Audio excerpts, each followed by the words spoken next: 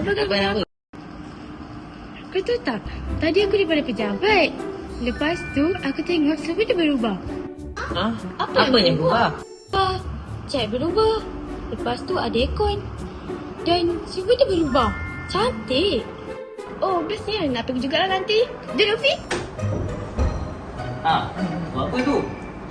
Tadi Ustaz dengar ada cerita pasal bilik guru, betul ke? Tak ada Ustaz. Tadi saya masuk bilik guru macam dah lain.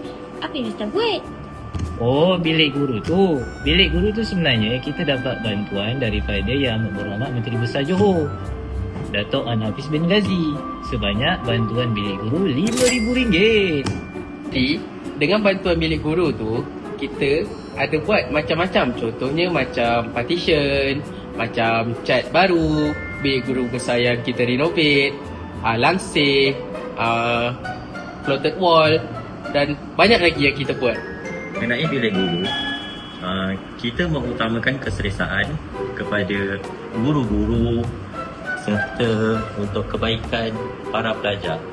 Boleh tak buat tuan bilik guru yang baru? Jom.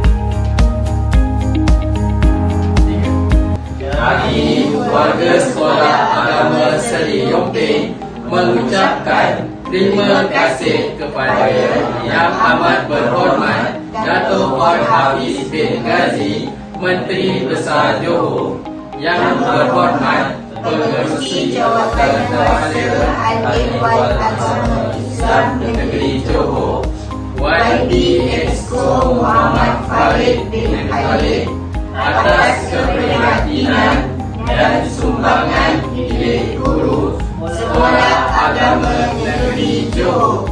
Maju Johor, maju Johor, maju Johor.